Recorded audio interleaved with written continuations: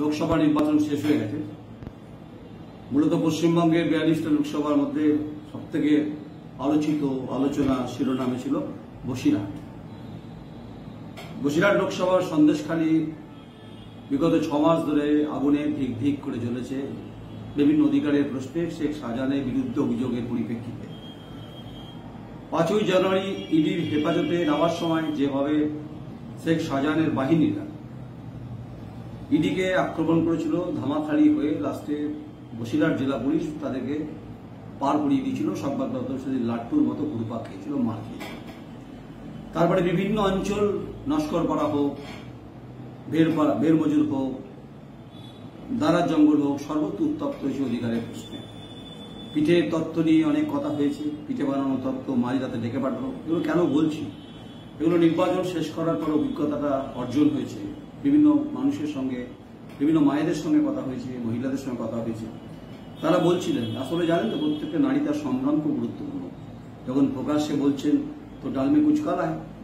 যাই নির্বাচন দেখলাম, শেষ করার সৌভাগ্য বলবো না, দুর্ভাগ্য বলতে পারেন। সন্দেশখালীতে ছিলাম, বারাসাত হয়ে বসিরহাট যখন যাচ্ছিলাম হাসনাবাদকে ক্রস করে, এবং বহু জায়গাতে আইএসএফ এর এজেন্টকে দেখতে পাইনি, অভিযোগ তুলে দেওয়া হয়েছে। যখন মালঞ্চ ঢুকে আমরা যাচ্ছিলাম বাসন্তী হাইওয়ের দিকে, দেখছি প্রচুর মানুষের ভিড়, বয়ারমারি। কেন মায়েরা রাস্তায় বসে আছে? কেন রাস্তায় শাল বোল্ডার ফেলে, গাছ ফেলে, ইট পাথর পড়ে আছে? কারণ গত কয়েকদিন ধরে পুলিশের বিরুদ্ধে অভিযোগ হচ্ছে যে নেজার থানা এবং রাজবাড়ি ফাঁড়ি ধরে ধরে একদম যারা বিরোধী দল তাদেরকে টার্গেট করেছে, তাদের 5 জনকে গ্রেপ্তার করেছে। তার পরিপ্রেক্ষিতে উত্তপ্ত হয়েছে, ঝুলে উঠেছে আগুন, টায়ার জ্বালিয়েছে, গোটা গ্রাম উত্তপ্ত হয়েছে। সেখানে প্রার্থী একাবত্ত ছিলেন সিপিএম এর জোট প্রার্থী নিরাপদ সর্দার। অভিযোগ করেছেন বারবার যে দীর্ঘ 5 মাস 6 মাস ধরে এখানে অধিকারের প্রশ্নে লড়াই হয়েছে, এখানে দুর্নীতি হয়েছে। যদিও শাসক দল মানতে নারাজ, সুকুমার মাহাতো বিধায়ক তিনি মানতে নারাজ। সুকুমার মাহাতো পাল্টা বলছেন যে গতকাল শেষ ভোটের সময় তৃণমূল কংগ্রেসের কর্মীদেরকে আক্রমণের মুখে পড়তে হয়েছে বিজেপির হাতে। বলুন, বিজেপি ওখানে সংগঠন সে অর্থ ছিল নাকি? আমাদের এই সংবাদের বিশ্লেষণের পরে হয়তো যারা বিভিন্ন মতামত দেন না, যে আমরা বোধহয় কোনো দলের হয়ে কথা বলছি। আপনারা যারা বসে আছেন বাড়িতে বসে, গ্রামে বসে, শহরে বসে, রাস্তায় বসে যে কমেন্টসগুলো করেন, সেগুলো আপনারা নিশ্চয়ই সরবেরিয়া এবং আদ্রাটি মন্ডলপাড়া নিশ্চয়ই জাননি বলে কথাগুলো বলছেন। এত যদি উন্নয়ন হয়ে থাকে তাহলে ভয়টা কিসের ছিল? তাই বিভিন্ন এক্সিট পোল শুরু হয়েছে। আমরা তো এক্সিট পোলের জায়গাতে যাচ্ছি না। আমরা বলছি সন্দেশখালী গোটা ভারতবর্ষ কেন সারা পৃথিবীতে আলোচনা হয়েছে। একটা প্রধানমন্ত্রী আক্রমণ করেছেন, মুখ্যমন্ত্রী আক্রমণ করেছেন, মুখ্যমন্ত্রী বলেছেন হাজি নুরুল যদি যেতে তবে সন্দেশখালী যাবো। কেন? সন্দেশখালী তো আপনার বাংলার মধ্যেই পড়ে। একটা বিচ্ছিন্ন দ্বীপের মতো পরিস্থিতি, ভয়ঙ্কর অবস্থা। ওদিকে হিঙ্গলগঞ্জ খুব খারাপ অবস্থা, রাস্তাঘাট দিয়ে তো সব উন্নয়ন হয় না। এই সমস্ত জল কামান, জল খাদানের অভিযোগ আছে। শেখ শাহজাহানের বাহিনীরা কুতুবের কথা উঠছিল, যে কুতুব গতকাল রাত থেকে বেরমজুর এলাকাতে ঘুরে বেড়াচ্ছে, সেখানে যারা বিরোধী দল তাদেরকে মারধর করছে। পুলিশের ভূমিকা দেখছিলাম, রাত থেকেই পুলিশের দবদবানি শুরু হয়েছে। পুলিশ সেখানে বাড়ি বাড়ি যাচ্ছেন, অভিযোগ বিজেপির কর্মী সমর্থকদের বাড়িতে যাচ্ছেন, নক করছেন, ঠকঠক করছেন, বুটের দবদবানি আওয়াজ হচ্ছে। এই পুলিশের বিরুদ্ধে অভিযোগ ছিল বলে সন্দেশখালী থানা সেই সময় ওসিকে ট্রান্সফার করা হয়েছিল। তাহলে সেই পুলিশই ছিল যাদের কথা ছিল যে এলাকার শান্তি শৃঙ্খলা বজায় ক্ষেত্রে নির্বাচন কমিশনের যে ফর্মুলা সেটা মানবে, তা তো মানল না। অভিযোগ কেন্দ্রীয় বাহিনীর ভূমিকা নিয়ে তো প্রাক্তন সেনা যারা আধিকারিক তারা অভিযোগ করছেন, বিরোধী দলনেতা তিনি অসন্তোষ প্রকাশ করেছেন, বামের অভিযোগ করেছেন, কখনো কখনো তৃণমূল কংগ্রেস অভিযোগ করছেন যে এবারে নির্বাচন কমিশনে কেন্দ্রীয় বাহিনীর ভূমিকা শীতল পাটির মধ্যে ছিল, মানে শীতল ঠান্ডা ছিল। যদিও শীতল কুচি হতে দেননি, সেটা অন্য প্রশ্ন। কিন্তু যা ঘটনা ঘটেছে, বহু জায়গায় এসি চালিয়ে গাড়ির মধ্যে কেন্দ্রীয় বাহিনীকে বসে থাকতে দেখেছি। আবার কখনো দেখেছি রাজবাড়ি ফাঁড়ির নেজার থানার মধ্যে, পরে মালঞ্চ পেট্রোল পাম্পে শুয়ে আছে গাড়ির ভেতরে, অমিনি গাড়ির ভেতরে, বড় ভ্যানের মধ্যে পুলিশ ডিউটি করছে। আর এদিকে টায়ার জ্বলছে, মানুষ উত্তপ্ত। প্রশ্ন তাদের এটাই ছিল যে গতকাল নির্বাচন হয়ে যাওয়ার পর সংবাদপত্র না থাকবে না, কেন্দ্রীয় বাহিনী তারপরে তাদের ভূমিকা পালন করতে তারা বিভিন্ন রাজ্যের অন্য জায়গায় চলে যাবেন, তারপর শুরু হবে অত্যাচার। তার ছবি দেখলাম, ছবি সত্য, মিথ্যা কথা বলতে পারে না। ফলে মায়েরা আজকে দেখলাম নারীরা ওখানে পুলিশের সঙ্গে একদম সরাসরি সংঘর্ষে জড়িয়ে পড়লেন, তারা হাইজ্যাক করলেন তাদের গ্রেপ্তার হওয়া মানুষকে, মানে তাদেরকে পুলিশ গ্রেপ্তার করে নিয়ে যাচ্ছিল। একটা রাষ্ট্রের বিরুদ্ধে যুদ্ধ চলছে নাকি? না, রাজ্যের ব্যাপার। রাষ্ট্র তো ভারতবর্ষ। এই রাষ্ট্রের ভোটের ক্ষেত্রে একটা রাজ্যের একটা বিক্ষিপ্ত জায়গা, একটা জেলা উত্তর চব্বিশ পরগনা, তার বিধানসভা আছে সন্দেশকারী, লোকসভা বসিরহাট, সেখানে লড়াইটা কিসে? আসলে লড়াইটা হচ্ছে প্রচুর আয়ের উৎস আছে। গোলাগাছি রায়মঙ্গল নদীতে রাতের অন্ধকারে কি হয় সেটা ওখানকার মানুষ বলছে। শেখ শাহজাহান গোটা অঞ্চল দাপাতো, গোটা উত্তর চব্বিশ পরগনা জেলাটা ভোট করাতো, কুতুবকে দেখা গেছে, অভিযোগ করছে। তাহলে শিবু উত্তম এদের তো ইতিহাসে নাম লেখা হয়েছে, গতকালও বলেছি, টায়ার জ্বলেছে, বাস অবরোধ হয়েছে, বহু যদি অ্যাম্বুলেন্সকে পার করে দেওয়ার চেষ্টা হয়েছে। তাই অনেক কথা হলো। তো 4 তারিখে আবির তো কিনবেন আপনারা, সরবেরিয়া শাহজাহান মার্কেটে তো আবির বিক্রি হবে। তো সবুজ কিনবেন, গেরুয়া কিনবেন না লাল কিনবেন সেটা তো আপনাদের প্রেরোগেটিভ, আপনাদের চয়েস। কিন্তু তারপরে আগামী কয়েক মাস পর সন্দেশখালীর আবাল বৃদ্ধ বনিতা, শিশু থেকে মায়েরা এবং তারা তাদের জীবনে বেঁচে থাকার ক্ষেত্রে রাজনৈতিক যাতা করে তারা পিছবে না। তো এই গ্যারান্টি মুখ্যমন্ত্রীকে নিতে হবে, নিচ্ছেন তো?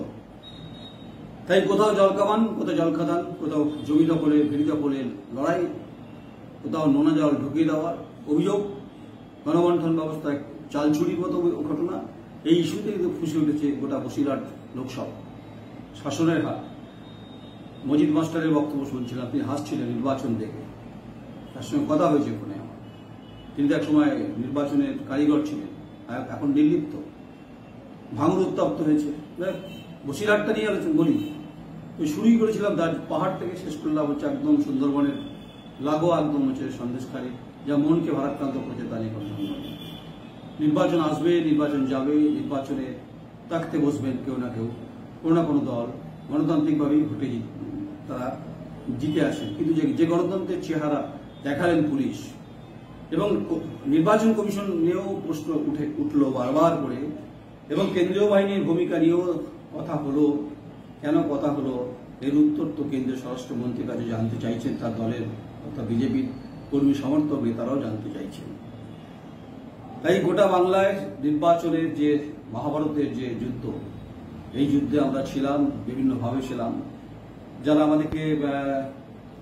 আমাদের মিডিয়া পার্টনার ছিলেন তাদেরকে অবশ্যই ধন্যবাদ, থ্যাঙ্কস।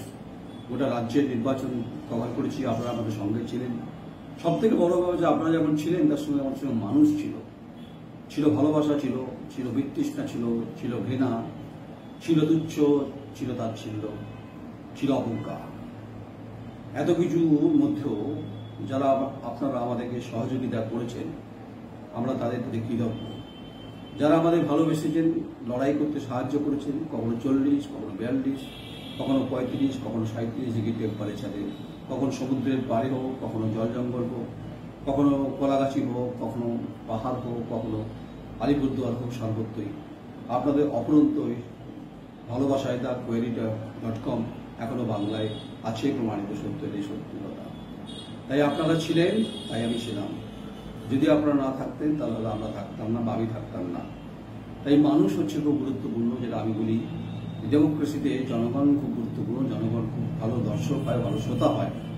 তাদের ভালোবাসা অপরন্ত ছিল বলেই লড়াইটা বৃহত্তর লড়াই, এক বৃহৎ মিডিয়ার সঙ্গে যে লড়াই আমরা করতে পেরেছি, তার জন্য কৃতজ্ঞতার কোনো অংশে কম আপনাদের ছিল না। যারা আমাদের অপমান করেছেন, তুচ্ছ তাচ্ছিল্য করেছেন, যারা আমাদের অবজ্ঞা করেছেন, যারা আমাদেরকে দূরে সরিয়ে দিয়েছেন, যারা আমাদের ভুলে গেছেন, যারা আমাদের হেলায় তুলে দিয়েছেন, যারা আমাদেরকে মনে করেছেন যে কিছু করতে পারবে না, তাদের প্রতি আমার ভালোবাসা, শ্রদ্ধা। আর যারা আমাদের সমর্থন করেছেন মিডিয়া পার্টনার হিসেবে, তাদের তো আমরা কৃতজ্ঞতা বললে খুব কম বলা হবে। আমরা প্রমাণ করতে পারি যে ডিজিটাল প্ল্যাটফর্মকেও এই লড়াইয়ে মিডিয়া পার্টনার হওয়া যায়। যে সমস্ত সংস্থাগুলো এগিয়ে এসেছে তাদেরকে আমি তো কুর্নিশ জানাবো। আমি কারো নাম করছি না ব্যক্তিগতভাবে, তাদের প্রতি আমার বাড়তি উষ্ণ অভিনন্দন রইল। আগামী দিনের লড়াই আপনার পাশে থাকবে, এটাই সব থেকে বড় ব্যাপার।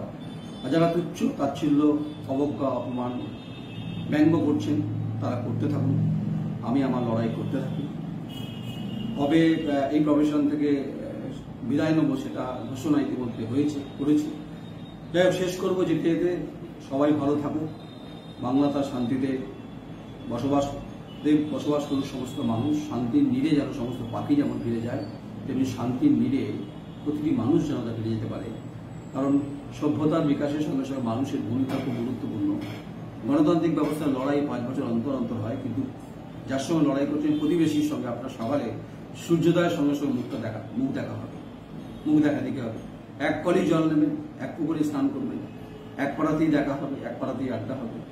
নরেন্দ্র মোদী না মমতা বন্দ্যোপাধ্যায় না রাহুল গান্ধী এই আলোচনা চলবে, না কেজরিওয়াল এইসব আলোচনা চলবি, না অদিত চৌধুরী না মোহাম্মদ সেলিম না দেশতাধর না ফতিহুর রহমান না মীনাক্ষী মুখার্জি আলোচনা হবে, না সায়ন ব্যানার্জি না কৌস্তব বাগচি না তন্ময় ভট্টাচার্য না কল্যাণ বন্দ্যোপাধ্যায় না আবু তাহের থেকে শুরু করে না কীর্তি আজাদ না দিলীপ ঘোষ আলুওয়ালিয়া থেকে শুরু করে মলয় ঘটক, কখনো কখনো সত্যগ্রহণ সেরা এবং এই সামগ্রিক যে নির্বাচনে যারা প্রার্থী তাদের প্রত্যেককে আমার অভিনন্দন।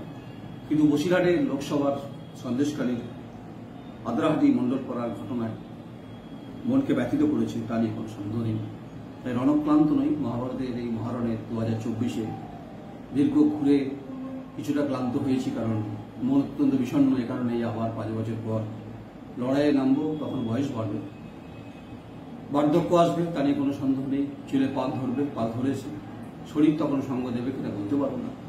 কিন্তু এই বাংলার মানুষকে আমার মনে থাকবে অন্তত এই নির্বাচনে যে লড়াইয়ে যে স্পৃহা আমাকে আপনারা দিয়েছেন, বেঁচে থাকার ক্ষেত্রে যে অক্সিজেন আপনারা জুগিয়েছেন আমাকে বিভিন্নভাবে, রক্তের সঞ্চারিত হওয়ার ক্ষেত্রে যে উদ্ভাবনী কথাবার্তা বলেছেন, যেভাবে আমাকে ব্যঙ্গ করেছেন, তুচ্ছ তাচ্ছিল্য করেছেন, প্রত্যেককে আমার নমস্কার। আপনারা সবাই ভালো, আমিও ভালো, শুধু পার্থক্য হচ্ছে শিরদাঁড়া। তাই সন্দেশকারী শিরদাঁড়াটা কার্যত ভেঙে গেছে রাজনৈতিকভাবে। এর উত্তর দেবেন মমতা বন্দ্যোপাধ্যায় মুখ্যমন্ত্রী, এর উত্তর দেবেন নরেন্দ্র মোদী দেশের প্রধানমন্ত্রী, উত্তর আমি হবে। যেতে যেতে বলি সবাই ভালো থাকবেন, 4 জুন শান্তি শৃঙ্খলা বজায় রাখবেন, আবেগ উত্তেজনাকে প্রশমিত করবেন। আবেগ উত্তেজনা প্রশমিত করলেই একটা মানুষ তার একদম শিখরে পৌঁছতে পারে যদি লড়াই আপনার ঠিকঠাক থাকে, আর রক্ত সঞ্চারিত ঠিকঠাক করে আপনি জিতবেন নিশ্চিত, তেমন সময় লাগবে। तो लाइफ में कुछ भी हो सकता है, आज नहीं तो कल मंजिल आपको मिलेगा, मगर रास्ता अलग हो सकता है। তাই সন্দেশকারীর বহু সতীর্থের সঙ্গে দেখা হয়েছে, আমার গোটা বাংলায় দেখা হয়েছে, বিভিন্ন সংবাদ মাধ্যমের কর্মীদের সঙ্গে, যাদের সঙ্গে আমার বহুবার বহু জীবন কর্মক্ষেত্রে কেটেছে, তারা প্রত্যেকেই জুনিয়র সিনিয়র, তাদের প্রতি আমার ভালোবাসা, আবেগ বলতে পারে। আর নির্বাচনের পোস্টমর্টম করতে করতে তাদের কথা মনে পড়বে না, এটা হয় নাকি কখনো? তাই আমাদেরকে আবর্জনায় ফেলে দেবেন না। আমরা সেই গতিতে চলি না, আর গতি মিডিয়াও নেই। আমরা স্বতন্ত্র স্বাধীনতার পক্ষে, গণতান্ত্রিকভাবে গণতন্ত্রের পক্ষে লড়াইটা আমরা যেমন সন্দেশকারীতে করেছি, দুর্নীতির বিরুদ্ধে করেছি, আমি নয়ন রায় অন্তত এটুকু চেষ্টা আপনাদের জন্য করতে পেরেছি। তার জন্য যারা পিছনে ব্যাকহ্যান্ডে ছিলেন তারা হচ্ছে আমার মেরুদণ্ড, আর আমি এখনো মেরুদণ্ড সোজা রেখে স্পাইনলেস হ্যাগার্ড নই, তাই লড়াইটা করতে পারছি। তাই সন্দেশকারী হোক, দয়ালমারি, দারার জঙ্গল হোক, মেরমজুর হোক, সর্বত্র আমি গেছি ঘুরতে ঘুরতে ক্লান্ত হয়েছি, রণক্লান্ত হয়েছি, কখনো টেম্পারেচার হাই হয়েছে, কখনো লো হয়েছে, সব দেখেছি চোখের সামনে, সব জেনেছি বলবো না, সব জানতা গামছাওয়ালা আমি নয়। আপনারা আমাকে ভুল বুঝবেন না, আপনারা ভালো থাকবেন। যারা কমেন্টস করেছেন, আপনাদের কমেন্টসগুলো খুব মূল্যবান, যেহেতু আমার জন্য কিছুটা সময় তো ব্যয় করেছেন। কিন্তু সন্দেশকারী মায়েদের কথা একবার ভাববেন, সন্দেশকারী ভাই, সন্দেশকারী যারা সন্তান সন্ততি আগামী দিনের ক্ষেত্রে তাদের কথা ভাববেন, রাজনৈতিক দল নিয়ে ভাববেন না। কারণ জেনারেশনের যারা আগামী দিনে সন্দেশকারী থেকে বেড়ে উঠবে, পিড়ি যারা, তাদেরকে মনে রাখবে, কারণ তারাই তো হচ্ছে লড়বে আগামী দিনে। এই কলঙ্কের বোঝা থেকে তাদের বেরোতে হবে। তাই একটা শাহজাহান গেল কি হয়েছে, অনেক শাহজাহানে যেন জন্ম না হয় এই কুচক্রীতে। এই বিনাশ অবশ্যই গণতান্ত্রিকভাবে মানুষকেই করতে হয়। অবশ্যই আইন, আদালত, পুলিশকে আমাদের শ্রদ্ধা থাকবে, সম্মান থাকবে, কিন্তু পুলিশের ভূমিকা খুব আশাহত হয়েছে, তার কোনো সন্দেহ নেই। নমস্কার, ভালো থাকবেন, আবার দেখা হবে 4 জুন, যেদিন নির্বাচনের গণনা হবে। নমস্কার। আমি নয়ন রায়। সবাই ভালো থাকবেন। আমার সবার প্রতি ভালোবাসা, সবার প্রতি শ্রদ্ধা, সবার প্রতি আমার স্নেহ। যারা আমাকে ভালোবাসেন তাদের প্রতি আমার ব্যক্তিগতভাবে একটু বাড়তি ভালোবাসা। যারা আমাকে অবজ্ঞা, তুচ্ছ তাচ্ছিল্য করছেন তাদের জন্য একটু বেশি বা বাড়তি উন্মাদনা থাকবে। আপনারাও থাকবেন, আমি থাকবো কিনা বলতে পারবো না। দেখা হবে অনেক বড় মহাভারতের যুদ্ধে। নমস্কার।